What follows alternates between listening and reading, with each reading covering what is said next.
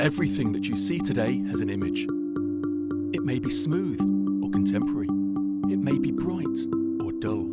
It may even have a catchy slogan. Symbols of all colours, shapes and sizes appear right in front of you as the world goes by, signifying their role in modern society without you even noticing. This identity, as you may call it, reveals how specific things are recognisable to the human eye, which, just so happens, allows each and every icon, whether it be hundreds, if not thousands a day, to stand out amongst the rest. It may draw you towards a shop window, or you stop and stare at an advert on a billboard, and before you know it, you have bought something that is stamped with the symbols and imagery. But why does this happen? And how is it that sometimes you cannot control the urge to buy something? What is the secret to success? Welcome to the world of branding.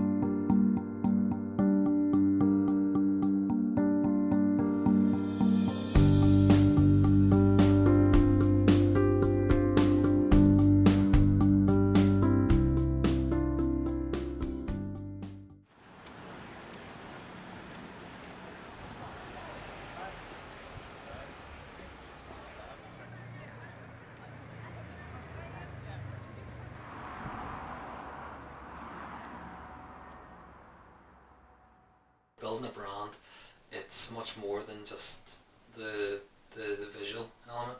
We like to tell stories with brands and bring the offering, service, product, whatever it is, to the forefront. And there's many ways that we do that to help the clients, and that's through language, tone of voice for a brand that we create, name generation for startup businesses that mightn't have a name. And then stories can build, and that's how the difference between a brand and a logo, really. You know, the logo is what you see, and a logo can be seen just as plain as on black and white. But when we're selling a brand or creating a brand, it's much, there's much more thought in it, in terms of developing language. You know, a lot of research goes into a brand creation, as well as creating the likes of brand guidelines and visualizing everything for the customer.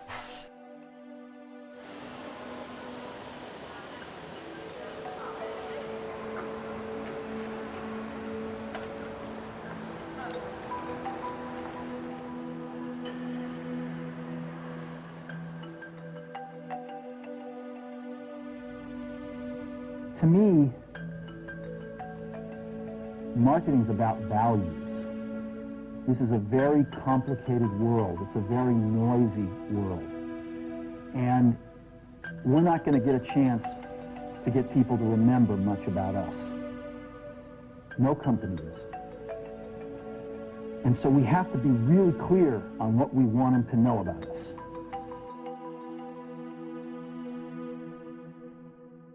You may not know this, but branding has an indirect impact on almost every human, in almost every community, and in every city globally.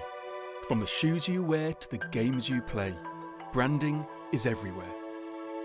Passing the test of time, this marketing strategy has been in use since before the Industrial Revolution, while branding itself dates even further back to almost 5 millennia.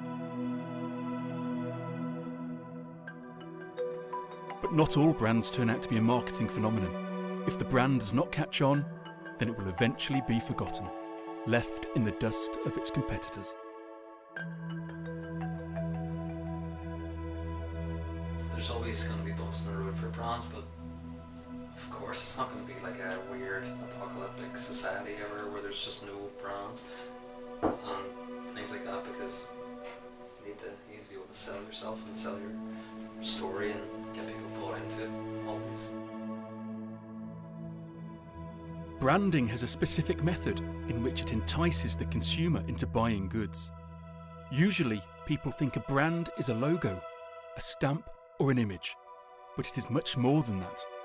Brands such as Coca-Cola actively focus on the brain's ability to react to certain aspects that increase marketing strength. Aspects such as packaging, logo, slogans, jingles, pricing. Each of these pieces of the marketing puzzle work in tandem to boost productivity for the company. But what they're doing is that they're concentrating more and more on something which is called brand storytelling, which is, it's not just the commercial itself, it's everything that's going around the commercial, such as social media and so on and so forth, and telling a story. In 1911, a newspaper editor named Tess Flanders was quoted discussing journalism and publicity, stating the phrase, "Use a picture, it's worth 1,000 words." Well, little did he know at the time, but over a century later, Mr. Flanders could not be any more right with his statement, as the world is dominated with images and symbols, now more than ever. And branding is the primary culprit.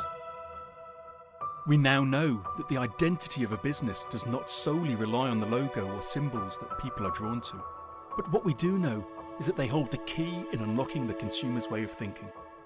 It is that simple. But how does branding affect a human subconscious?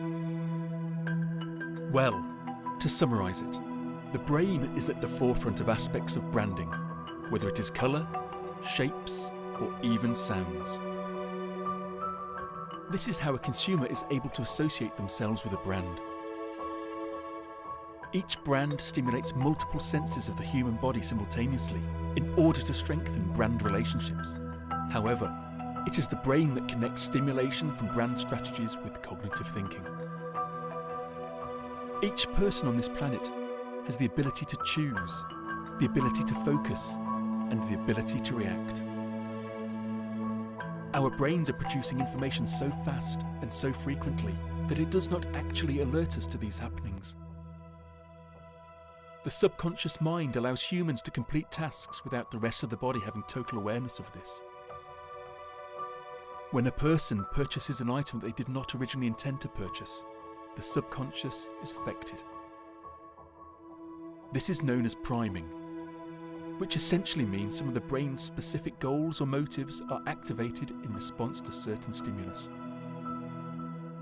This plays a major part in consumerism, as priming is utilised in specific marketing techniques known as sensory branding, which, as the name suggests, utilises the primary senses to relate with consumers on an emotional level. Apple, their primary sense of consistency is touch. Every product is meticulously designed to provide satisfaction with every button press and with every screen swipe. Modern society has advanced at such a substantial rate that images are the primary source of communication. Conversation through social media has never been more menial. Emojis have taken the world by storm, which is somewhat making the art of speech more and more redundant. Children are taught to read through recognising images and relating them to words, and that is how we've all been taught. It is how humans as a species have accustomed themselves to reality. Shopping falls under the same pattern, recognising brands and relating them to products. But then you have the likes of Twitter and Facebook in control of how you reach clients that you want to target. You know, it's so beneficial for businesses, especially small businesses. Imagine being able to reach an audience for like £25 for a boosted post on Facebook, whereas 20 years ago trying to get a double page spread in the Telegraph, you know, talking thousands. So there's just more opportunity with new technology. So what does the world of branding have in store for us next? We will just have to wait and see.